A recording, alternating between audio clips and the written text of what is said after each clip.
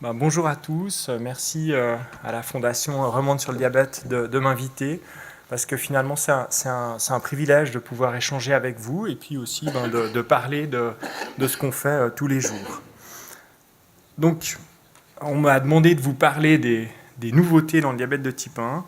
Je vais vous parler un petit peu d'épidémiologie, parce qu'en fait, il y a beaucoup de cas de diabète de type 1 aujourd'hui dans le monde et en Suisse.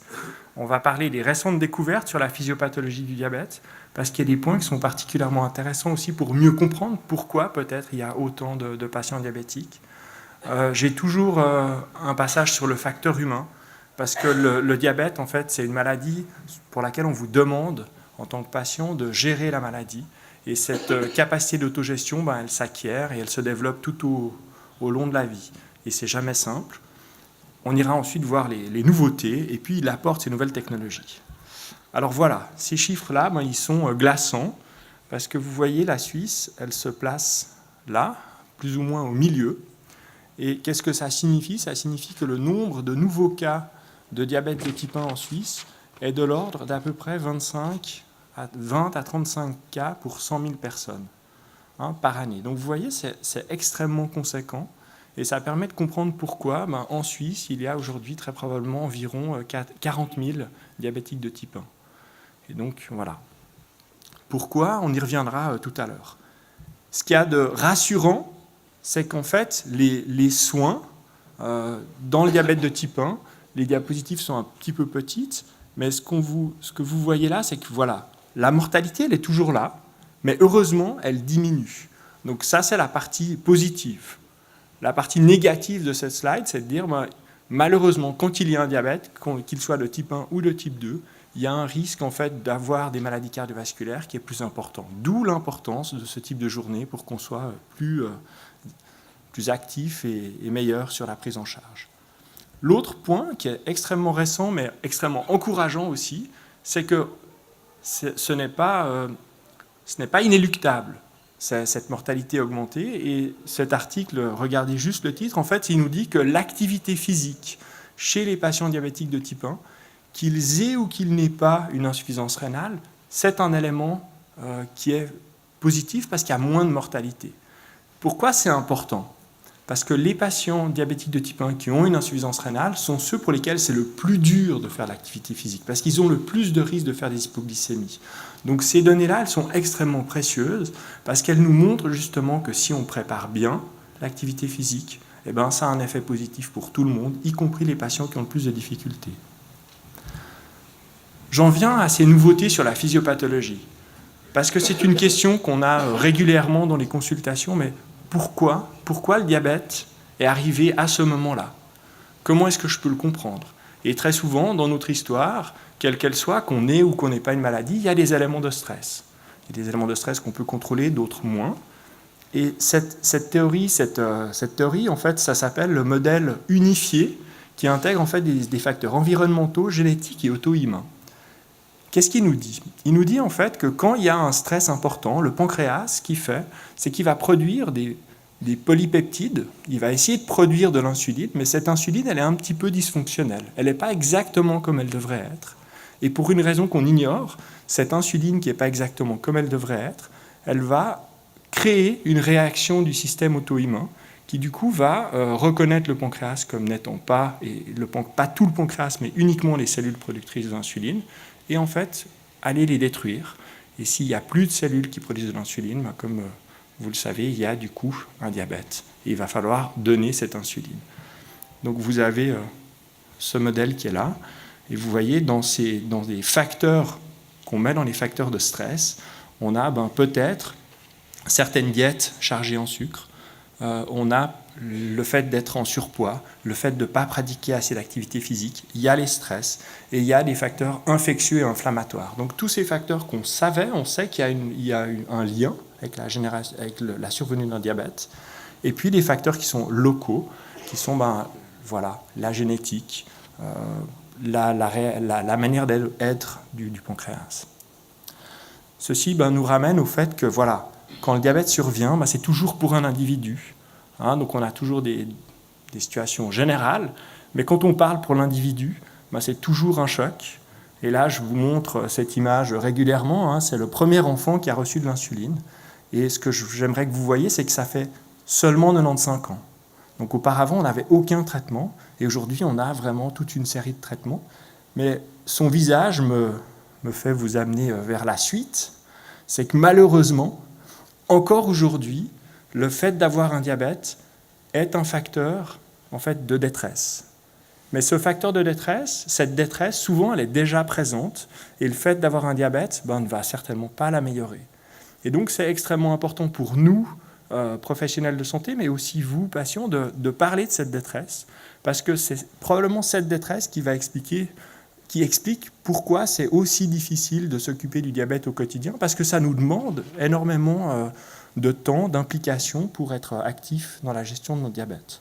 Je vais vite sur la suite, parce que ça vous montre un peu les questions. Mais la suite, elle est là. Où est-ce qu'on en est? Et je vais vous montrer un peu les données aujourd'hui dans les meilleurs centres aux États-Unis. Comment se passe finalement la gestion du diabète dans les endroits qui sont les plus renommés, où on a les cadors mondiaux de toutes les réflexions sur les nouvelles technologies et autres. Regardez ce qu'ils nous disent. On se base sur quand même 16 000 patients qui ont un diabète de type 1 qui sont suivis. Ils ont de 2,7 ans à presque 100 ans, un 93,9 ans, vous voyez, c'est quand même remarquable.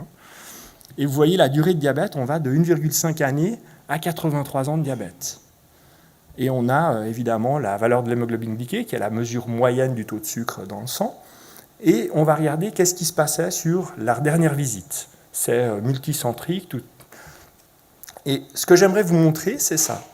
C'est regarder. Aujourd'hui, dans les meilleurs centres aux États-Unis, on a à peu près 60% des patients qui sont sous pompe à insuline. En revanche, on n'a que 11% des patients qui bénéficient de systèmes de mesure de la glycémie en continu. Vous voyez, ça c'est déjà moins simple à utiliser. Et le nombre de glycémies moyennes, il est de l'ordre de 4,7.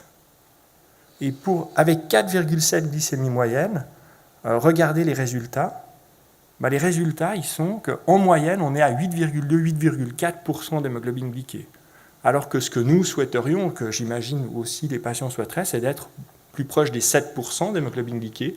Pourquoi? Parce qu'à 7% d'hémoglobine glyquée, on n'a quasiment pas de développement de complications du diabète. Et donc c'est là tout l'enjeu, c'est que si on est à 7%, a priori, ce n'est pas le diabète qui va être responsable de maladies cardiovasculaires, mais bien la génétique, le surpoids, la sédentarité et les autres facteurs, ou le tabac. Et la déception, elle est là. Elle est qu'en fait, entre les premières études où on a compris l'importance de traiter le diabète, l'importance d'être actif sur le taux de glycémie, et aujourd'hui, vous voyez, les niveaux d'hémoglobine glyquée, ils ont très peu changé. On est à 0,3-0,4% de différence, alors qu'aujourd'hui, on a des pompes, on a des senseurs glycémiques, on a des centres qui sont extrêmement impliqués dans la gestion du diabète. Et ça me fait revenir finalement un peu à mes premières diapositives, c'est qu'il y a bien ce facteur humain, il y a bien d'autres facteurs qui expliquent la difficulté à prendre en charge le diabète, en particulier le diabète de type 1. Et les chiffres sont là, on est à peu près à un tiers. Un tiers des patients arrivent à l'objectif souhaité, qui serait ces 7% d'hémoglobine glyquée. Donc les conclusions de tout ça, c'est que oui, dans les meilleurs centres, c'est difficile. Donc je vous laisse imaginer dans les centres où il y a moins de compétences, que dans ces centres, il y a encore des hypoglycémies sévères, donc le fait de faire des hypoglycémies où on a une perte de contrôle et on a besoin de l'aide de tiers, donc ça touche encore au moins 6% des patients. Et puis donc, de quoi a-t-on besoin? On a besoin justement d'avoir des thérapies qui permettent de réduire ces hypoglycémies. On a besoin d'arriver à mieux réduire la variabilité glycémique. Et puis, une de ces réponses, c'est peut-être le pancréas artificiel. On y revient. Et puis, ce qui se fait encore aujourd'hui, c'est d'essayer peut-être de bloquer cette atteinte auto-immune. Il y a une multitude de recherches dans le monde aujourd'hui, mais pour l'instant, les résultats restent décevants. Donc, le système auto-immun attaque le pancréas, et puis on dit, non, là, s'il pouvait se limiter. Et puis, reste les greffes d'îlot, mais les greffes d'îlot, c'est en fait une non-thérapie, c'est une thérapie extrêmement utile pour certains patients qui ont beaucoup de complications, mais on n'a pas assez de donneurs. Donc, ce n'est pas une thérapie qui convient par rapport juste au nombre de patients diabétiques. C'est une question de nombre et non pas de qualité de la thérapie. Donc, on arrive sur les nouveautés. Et pour moi, les nouveautés, elles n'ont pas tellement évolué depuis l'année dernière, mais je dirais le point 1, ça reste les fondamentaux. C'est la connaissance sur l'alimentation. Et je vous montrerai quelques points qui peut-être sont utiles. Et cette connaissance de l'alimentation, elle passe par ce calcul des hydrates de carbone dans notre alimentation, un meilleur calcul. Et ça passe aussi par les nouvelles insulines et peut-être en fait des médicaments qui sont associés à l'insuline pour essayer de réduire la quantité. Alors le point 1, il est là, il est que oui, si on sait bien calculer, si on est bien capable d'identifier la quantité d'hydrates de carbone, donc la quantité de sucre qu'on contient l'alimentation, on a des meilleurs résultats moyens sur le contrôle du diabète. Donc ça, c'est un point rassurant. Ça montre aussi que si on a toute une série de petits appareils qui permettent d'aider à ce type de calcul, on a les meilleurs résultats. Mais pour arriver à bien gérer ce type de calcul, ce n'est pas aussi simple. Parce que j'essaie de vous montrer comme ça un exemple assez simple. Vous avez ici une pomme, c'est 15 grammes, 16 grammes de sucre. Vous avez là une compote, ça reste de la pomme, hein, et on n'a pas rajouté de sucre. Et vous voyez, tout d'un coup, là, c'est un petit pot, il va être vite mangé, pourtant on a tout de suite beaucoup plus de sucre, et donc de calories. Et puis regardez le jus de pomme. Hein, ça va être encore plus vite avalé. Et même si vous preniez exactement la même quantité de sucre, si vous limitiez aux 16,5 grammes de la pomme, que vous les preniez en compote ou que vous les preniez en jus de pomme, l'effet sur la glycémie ne sera pas le même. Hein, ça, vous le savez tous. Sauf que nous, on vous dit, comptez les hydrates de carbone, puis donnez de l'insuline, puis ça va marcher. Ah, ce n'est pas si simple. Hein.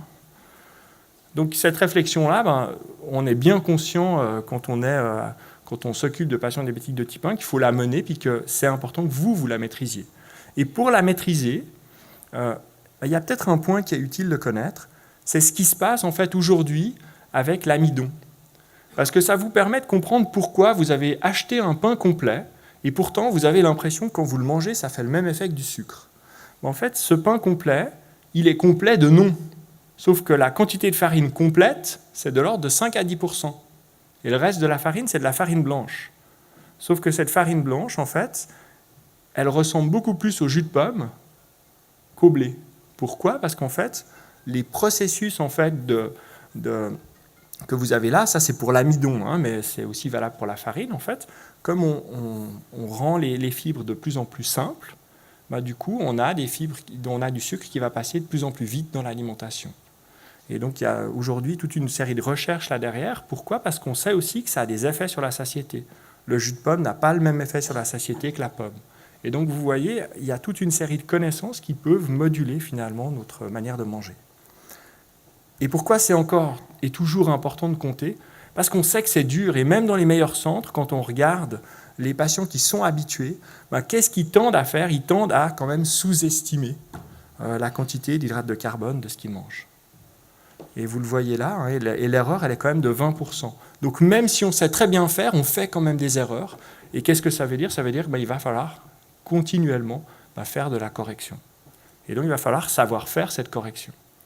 Alors on y revient tout de suite, mais si je devais résumer ce que je viens de vous dire, finalement aujourd'hui l'enseignement nutritionnel, c'est bien toujours et encore identifier le mieux possible le contenu en hydrates de carbone des aliments, mais ça ne s'arrête pas là, il faut aussi comprendre l'incidence de cet aliment sur la glycémie, et ça c'est clairement individuel, parce qu'on n'est pas aussi tous à digérer pareil. Identifier les aliments à haut contenu calorique, donc ça c'est des aliments, on a l'impression qu'on en mange comme ça, hein, on mange une poignée de cacahuètes et on se dit mais j'ai rien mangé, je ne suis pas rassasié, pourtant vous avez mangé une quantité de calories qui est conséquente. Et puis, identifier les facteurs qui peuvent influencer les quantités. Et là, j'en reviens, voilà, le jus de pomme, vous le buvez beaucoup plus vite que la pomme, et ça peut favoriser une prise de poids.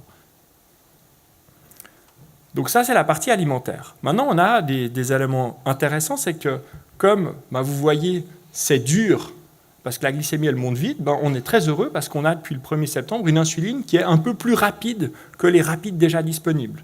Alors on attend encore de voir si elle est vraiment efficace, mais les données en tout cas de la littérature semblent plutôt positives. Ça veut dire que si je prends cette insuline après le repas, j'ai le même effet qu'avec les insulines rapides qu'on a utilisés jusqu'à présent qu'on prenait au moment du repas. Donc c'est plutôt intéressant, mais pour l'instant, j'attends de voir en pratique.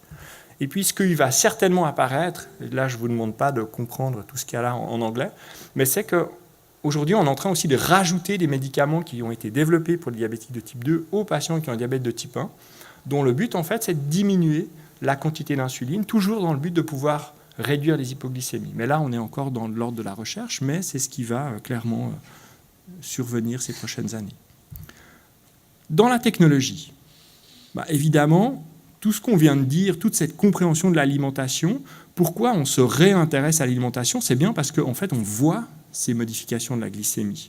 Et on les voit comment? On les voit avec en fait, des appareils qui s'appellent les senseurs glycémiques. Et qu'est-ce qui nous montre, ces senseurs glycémiques? Ils nous montrent qu'on n'est plus dans « je regarde juste les points de la glycémie », mais je peux vraiment suivre la courbe, minute par minute, heure par heure, et je peux même éventuellement la prédire. Parce que quand j'ai une glycémie à 12, est-ce que c'était une glycémie qui est en train de monter? Est-ce qu'elle était en train de descendre? Ou est-ce qu'elle était plate? Et c'est là où vous êtes aidé par ces petites flèches. Parce que si c'est un 12 descendant, ce n'est certainement pas la même chose qu'un 12 ascendant. Et pourtant, si vous vous basez que sur le chiffre et vous faites une correction que sur ce chiffre, une fois ça a un bon résultat, une fois ça a trop de résultats, une fois ça n'a pas du tout de résultat. Pourtant, vous avez fait les 3 fois juste par rapport à ce qu'on vous avait donné comme indication de correction. Et vous voyez combien c'est compliqué. Ce qu'il y a de bien, c'est qu'en tout cas, ça marche. Quand on sait utiliser ces technologies, toutes les études nous le montrent, qu'on ait une pompe à insuline, qu'on ait des injections, ça marche mieux. On a des meilleurs résultats. Et on peut même améliorer la qualité de vie. Mais pas toujours. Et on y reviendra. Qu'est-ce qu'on a à disposition aujourd'hui? On a toute une série d'appareils. Et on est particulièrement chanceux en Suisse parce qu'on est un des seuls pays où c'est remboursé. C'est remboursé la mesure de la glycémie en continu, la mesure du glucose en continu. Ce qui n'est pas du tout le cas dans d'autres pays. Et vous voyez, et aujourd'hui, la nouveauté, elle est là. C'est qu'en fait, tous les systèmes, y compris le freestyle, vont sur le téléphone. Alors ça, c'est formidable parce que du coup, j'ai uniquement mon téléphone dans la poche. Je n'ai pas l'appareil à glycémie, l'appareil pour l'autopiqueur et toutes les bandelettes et tout et tout. Le dernier arrivé, je vous en parle, parce que ça, c'est probablement le futur, c'est qu'en fait, une partie de ces capteurs, ils vont être déjà à l'intérieur du corps. Et là, on a ce système Eversense qu'on a depuis 1 mois. On a 4 patients au HUG qui sont en train de le tester. Donc ça, vous voyez, c'est un tout petit trombone qui se glisse sous la peau. Ça laisse une petite cicatrice comme ça 2 jours après. On ne la voit plus. Et puis, on doit coller un transmetteur. Ce transmetteur, il permet de transmettre l'information vers le téléphone. Et puis, on a les chiffres de la glycémie en continu du moment qu'on a le transmetteur collé sur la peau et le téléphone. C'est un très joli système, mais évidemment, il est un petit peu plus cher que les autres, donc il faudra aussi qu'on réfléchisse sur les indications. Et c'est pour moi un système qui est vraiment utile pour les personnes qui ne ressentent plus leurs hypoglycémies, parce que le système il vibre sur la peau, donc ça devrait mieux réveiller les patients. C'est un système qui va bien avec des personnes qui ont quand même déjà testé la glycémie en continu, parce que vous n'allez quand même pas faire une incision, puis après dire finalement le téléphone, j'ai pas envie de l'avoir avec moi. Ça fait cher l'incision. Mais vous voyez, ça nous demande de réfléchir. Et puis ce point-là, il est pour vous montrer quoi? C'est que c'est bien, la glycémie en continu, vous regardez ce tracé-là, vous dites mais c'est merveilleux, vous regardez l'hémoglobine glyquée, vous dites mais il a 7,2%, ce patient il est en pleine forme. Et bien malheureusement non, parce qu'en fait, ces résultats-là, c'est au prix en fait d'injections pendant la nuit, c'est au prix de multiples contrôles, c'est au prix en fait d'un burn-out du diabète. Donc de nouveau, on a des super technologies, mais il va falloir bien les maîtriser, puis pas non plus que ça envahisse totalement la vie de tous les jours. Et puis, il y a un point extrêmement important, c'est la confiance. Et je crois que ça, vous l'avez tous vécu. Vous avez des valeurs différentes sur des appareils différents. Et là, vous dites, mais c'est pas possible. J'ai mesuré ma glycémie, je regarde sur mon sensor, et c'est pas la même valeur. Et là, en plus, je vous ai mis, en fait, 3 appareils différents. Ça, c'est important que vous le compreniez et j'espère que vous allez pouvoir le comprendre. Regardez. Les appareils qui sont là, ils mesurent la glycémie dans le tissu sous-cutané. Donc, ils ne mesurent pas la glycémie, ils mesurent le glucose. D'ailleurs, moi, en premier, je me suis trompé l'année dernière, je vous ai dit que c'était les appareils de mesure en continu de la glycémie. Non, ce sont les appareils de mesure en continu du glucose, parce qu'ils se mesurent dans le tissu sous-cutané. Les appareils qui mesurent la glycémie, ce sont vos glucomètres. Eux, ils mesurent le taux de sucre dans le sang. Et pourquoi c'est important? Parce que le taux de sucre qui est dans le sang, pour qu'il aille dans le tissu sous-cutané, ça prend 5 à 6 minutes. C'est physiologique pour que ces deux compartiments s'équilibrent. Donc quand vous mesurez votre glycémie avec l'appareil qui est là, vous êtes au temps zéro, vous êtes ici maintenant. Par contre, avec tous les autres appareils, et c'est là où c'est important de connaître son appareil, il y a des appareils qui ont 5 minutes de retard, et il y en a qui ont 10 minutes de retard. Donc par définition, vous n'aurez pas les valeurs qui sont les mêmes si la glycémie est en train de changer. Donc pratiquement, qu'est-ce que ça veut dire? Ça veut dire que quand vous regardez une flèche de tendance d'un senseur du glucose, cette flèche de tendance, vous pouvez y croire seulement si elle persiste pendant 10 à 15 minutes. Donc quand vous avez une flèche de tendance, oui, regardez-la, oui, elle vous donne une information importante, mais cette information, elle doit être utilisée vers une action uniquement si on a une fiabilité dans les 10 à 15 minutes. Sans quoi, on se retrouve avec mettre trop d'insuline, pas assez d'insuline, ou à se retrouver avec des situations qui augmentent la variabilité. Et c'est pour ça que je suis d'accord avec Ed Tidman, qui est un des cadors du diabète dans le monde, et qui nous dit, mais qui est lui-même aussi diabétique de type 1, il dit, ben oui, ces systèmes de mesure de la glycémie en continu, clairement, c'est une des avancées majeures dans le diabète aujourd'hui. Qu'est-ce qu'on a comme autre avancée? Ce sont ces pompes couplées à des systèmes de mesure en continu du glucose. En fait, c'est le début du pancréas artificiel. Et cette pompe, on l'a en Suisse déjà depuis 2016. Et qu'est-ce qu'elle fait? En fait, c'est justement le système, quand il voit que la glycémie va chuter rapidement, puis donc le patient va se retrouver en hypoglycémie, il s'arrête de manière prédictive. C'est pour ça qu'il s'appelle Minimize Hypo. Donc on minimise la survenue d'hypoglycémie. Et puis quand la glycémie commence à remonter, la pompe, elle se remet à donner de l'insuline pour maintenir une glycémie stable. Ça marche bien chez les patients. Donc on est très heureux. Puis donc, si je vous résume où on en est au niveau technologique, on est là. En 1980, on a découvert la glycémie capillaire pour tous les patients. Elle existait depuis les années 60, mais pour les patients, c'est les années 80. Les pompes insuline aussi, mais les pompes, je dirais, aussi perfectionnées que maintenant, c'est plutôt les années 90.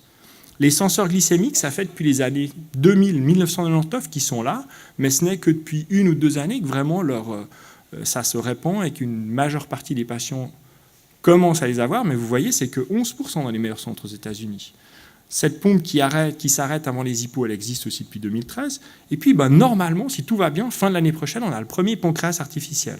Qu'est-ce qu'on a? Ça veut dire qu'on a vraiment des systèmes qui permettent une adaptation automatisée de la perfusion d'insuline en fonction des variations prévues de la glycémie, mesurées par ces systèmes de mesure du glucose en continu. Cette slide, je vous l'ai déjà montrée l'année dernière, je suis au bout. Elle vous montre quoi? Elle vous montre que ça marche. Elle vous montre que ça marche dans la vie réelle, mais que ça marche bien dans la vie réelle chez des patients qui ont appris à compter les hydrates de carbone. Sinon, ça ne marche pas si bien. Et le futur, il est là. C'est qu'en fait, on n'a pas qu'un système aujourd'hui, on en a 3, 4. Et le fait d'avoir 4 systèmes, ça veut dire que j'espère, l'année prochaine, ou en tout cas dans 2 ans, on aura des études comparatives. Donc ça veut dire que cette concurrence entre les systèmes, elle va nous permettre d'avoir des meilleurs systèmes et aussi d'avoir des meilleurs prix. Donc ça, c'est extrêmement important. On espère qu'on aura le système l'année prochaine. Ça marche chez les enfants. Et je viens sur mes conclusions. C'est que c'est magnifique ces systèmes, mais qu'est-ce qu'ils nous apprennent? Ils nous apprennent la complexité de la gestion du diabète de type 1 tous les jours. Et la complexité, vous l'avez là. Regardez, ce qu'aujourd'hui on arrive à modéliser, c'est que pour maintenir une glycémie stable, vous êtes en train de résoudre de manière quasiment constante une équation à 26 inconnus. Alors personnellement, moi, j'y arrive pas en maths.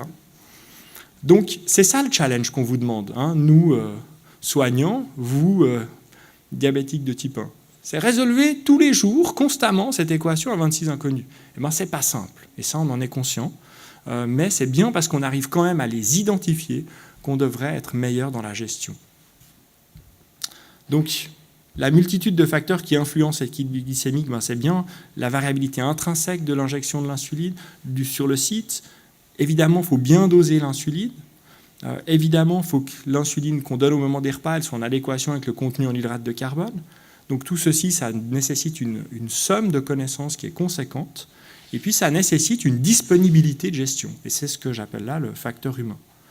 Cette dia, vous la connaissez aussi, parce que finalement, la gestion de l'insulinothérapie, ça veut dire que je gère mon alimentation, mon activité physique, que j'ai une vraie connaissance de ma maladie, que je sais quoi faire dans les cas imprévus et que j'ai du soutien.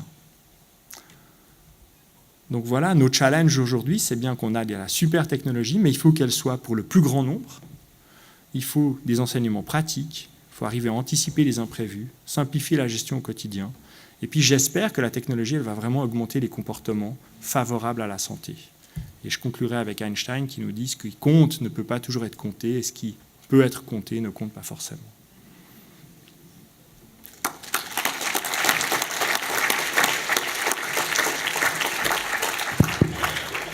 Comme je vous avais dit tout à l'heure, on a quelques minutes pour les questions en rapport avec ce sujet. Le docteur Castaldi va profiter de sa présence et de ses connaissances. 2-3 questions clés. Comme un micro-baladeur, c'est difficile à faire passer.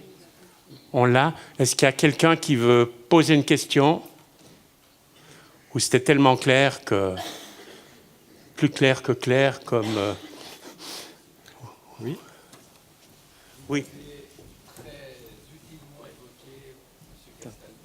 Le micro arrive. Oui. Vous avez très utilement évoqué pour les patients la différence entre la glycémie mesurée dans le sang et le taux de sucre dans la peau. Tous les diabétiques avec qui je parle prennent à l'usage de plus en plus conscience que la mesure en continu est aussi très dépendante de la position du capteur. Et je crois que c'est une expérience qui est reconnue, quelle que soit la marque du capteur. De même qu'une certaine lassitude de la zone dans laquelle on le pose. Voire même une espèce de réaction allergique qui a été évoquée par plusieurs patients. J'aurais bien aimé que vous nous fassiez part de votre opinion à cet égard. D'accord. Tout d'abord, merci beaucoup de poser cette question, parce qu'elle souligne, on a des avantages avec cette technologie, mais il y a aussi des désavantages. Et là, on entend tous les désavantages. Et c'est un fait, si on dort sur l'appareil et que en fait, ça coude un tout petit peu le cathéter, on a des moins bonnes mesures, voire on a des mesures qui sont totalement fausses. Donc ça, c'est des choses qu'on voit fréquemment. Donc l'importance du positionnement, d'un positionnement qui vous convient. Les limitations du positionnement qui nous convient, parce que si on est toujours dans la même zone, effectivement, la peau se fatigue, parce qu'il y a aussi des réactions allergiques.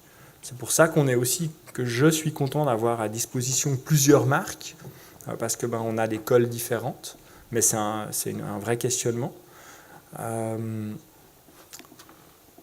Donc oui, l'endroit où on insère. Il y a aussi la technique d'insertion qui est particulièrement importante, parce que si on n'a pas bien appris ou si on est trop rapide dans la manière d'insérer, en fait, le capteur il peut toucher par exemple des parois, des fascias musculaires, ça peut faire des douleurs. Donc voilà, il y a une multitude comme ça qui sont pour moi les éléments qui font qu'on va adhérer ou pas à cette technologie. Et c'est pour nous tout le challenge comme équipe pluridisciplinaire spécialisée dans la gestion du diabète, c'est de les connaître, c'est de les répertorier. Et vous voyez, j'en parlais pas plus tard qu'avant-hier avec un des responsables d'une des firmes pharmaceutiques. Et je disais, mais voilà, peut-être qu'on a besoin d'un site pour faire du reporting. Et en se disant, voilà, et que les patients fassent du reporting en disant, mais j'ai eu ce problème-là, voilà comment je l'ai résolu. Et j'espère que ça va sortir. Voilà, est-ce qu'il y a encore une question brûlante pour pas qu'on... Alors là, ça va être difficile à atteindre, peut-être. Mais je peux la reformuler. L'important, c'est d'avoir le micro. Merci beaucoup. Ma question, elle concerne cette fatigue de la peau dont vous avez parlé. Est-ce que ceci joue aussi un rôle dans la précision de la mesure? Alors, je ne sais pas. pour vous répondre très humblement. Mais je dirais, si je dois réfléchir avec vous, la fatigue de la peau crée le fait qu'on va plus le gratter, qu'on va plus le toucher. Et puis, par contre, la fiabilité de la mesure dépend de où se trouve le petit cathéter dans le tissu interstitiel. S'il est bien positionné, ça ne devrait pas affecter la mesure. Mais par contre, voilà, forcément, le fait que ça nous dérange, que la peau donne des signaux, on ne va pas avoir la même gestion. J'ai peut-être encore une remarque, c'est plus une question, mais j'ai eu ces problèmes d'allergie et d'irritation de la peau, et puis j'ai réussi pratiquement à les résoudre, tout bêtement avec une suspension d'argent colloïdal qu'on peut sprayer sur la peau, et depuis j'ai quasiment plus de réaction à ces collants. Donc c'est peut-être une chose. Je vous remercie justement pour ce témoignage, parce que c'est pour ça que j'aimerais qu'il soit collecté. Parce que vous voyez, c'est la multiplication des témoignages qui fonctionnent, mais aussi, ils fonctionnent peut-être pour une personne, mais ils créent des gros problèmes à d'autres. Donc il faut toujours pondérer nos solutions individuelles. Je suis surtout heureux que ça marche pour vous, et je retiendrai pour moi et de le tester pour d'autres. Très bien, merci Giacomo. Merci Thomas. Merci de cette disponibilité.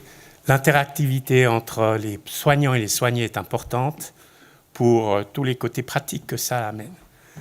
Giacomo nous a parlé du diabète de type 1.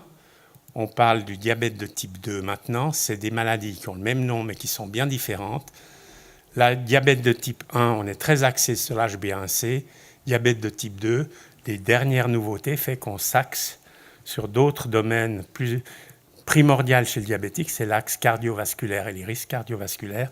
Et j'invite François Jorneva à présenter les nouveautés du diabète de type 2.